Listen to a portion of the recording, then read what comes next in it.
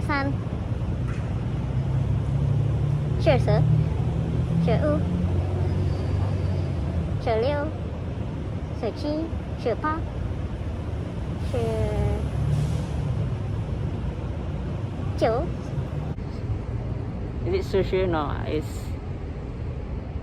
20, which is 20.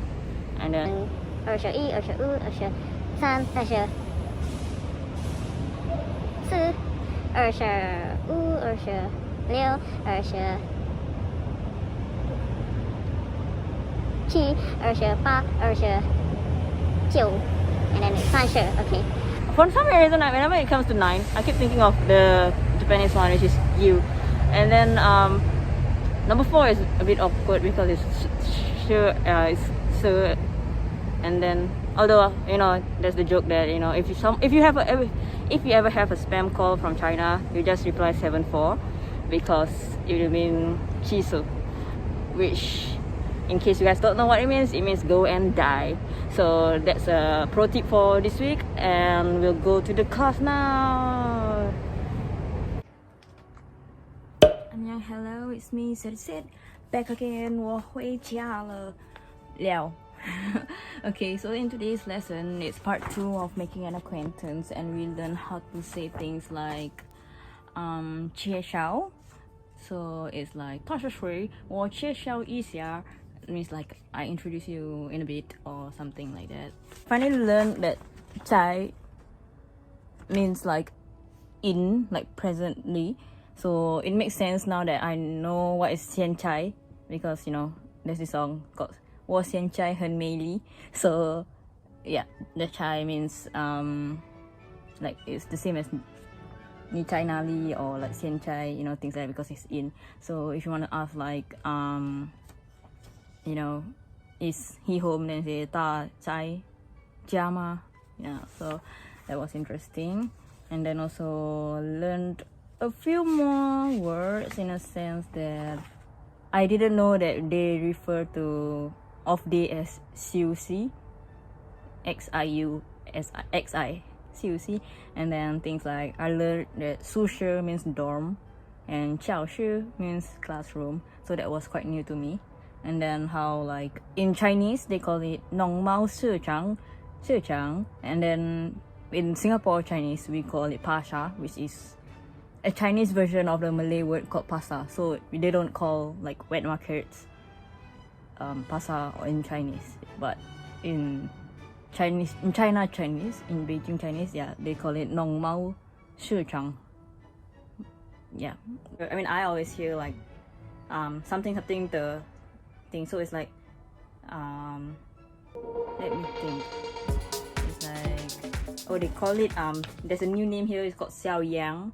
So they will say like Xiao Yang de Chia, you know. So I always thought like the sounds like the the.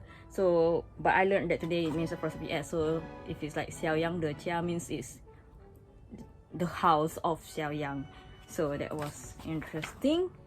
And then I learned how to say myself is 我自己, and then yourself is 你自己, and then so like let me introduce myself is 介绍我自己.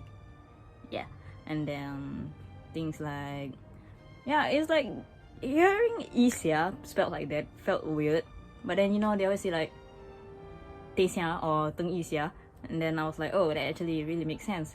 So then we can also like we learned how to make our sentences longer this lesson.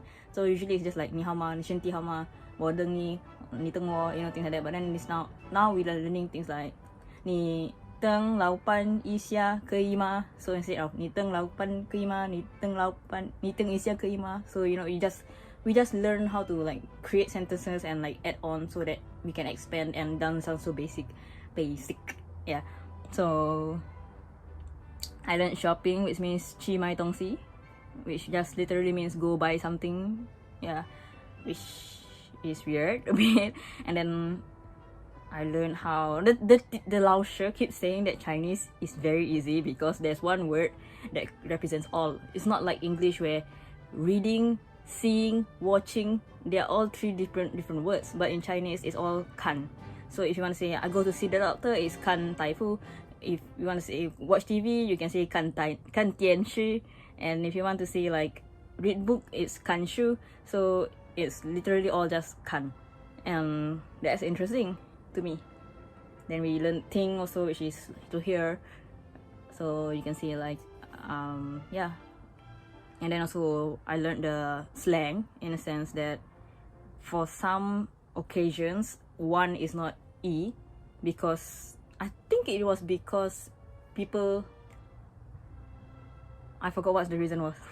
But yeah, basically they call it yao. So it's like 101 is like yao ling yao, which was interesting to me because you know, there's this show called Produce 101. So I was like, oh, and then I was number 9 again. 1 2 3 4 5 6 7 8 because it's always like it's 119, so it's yao yao chiu, something like that. Yeah. And then yeah, okay, we have homework this time round, which was quite interesting. So we have to reintroduce ourselves because, you know, at the start of the class we just had a like brief introduction, like name and country and race kind of. Yeah, so now we have 5 categories which we have to introduce ourselves, which is the name, the age, our family members, our hobby or I how, which I finally learned the word because I never knew what people call hobby, because we always refer it, okay, I don't know about we, but for me I always refer it as I will always ask like 你喜欢做什么, means like what do you like to do, you know. I don't really use the word hobby because in English also I don't think I've ever really used the word hobbies, because it's like no one goes up to be like, so what are your hobbies, you know. It just sounds so a bit weird to me. So yeah, we have to say like, you know, what our hobbies are, and then we have to say our telephone number, which is supposed to be by the next lesson. And it was so funny because the moment she said for hobby, right, the example she gave was play piano, which I was like, oh my god, that's very Chinese to say. I mean, I'm not trying to be racist, but I think some stereotypes are true. So it was like very Chinese of her to like say like, oh, I like to play piano. Like, I've never heard of a Chinese person who did not have exposure to piano. So that was very interesting to me. And then yeah, she asked us to like prepare all these, and then she was like, next lesson you guys can show off. I mean, she didn't say you guys because yeah, you know, she was like, next lesson you show off. So I'm like, okay. So I don't know if I want to reveal my real age or if I even want to reveal my actual number. If I can't remember, I'll probably just say some random numbers and hope nobody knows or nobody finds out. Decent class this time around, nothing crazy, but just like I'm thank goodness I got my coffee, because understanding longer sentences takes quite a lot of effort, especially when there's too much sh and s and chai and yeah, and even names, right? It's like there's like like there's a lot of sh, which kind of needs a lot of concentration for you to listen and comprehend, in my opinion. And then also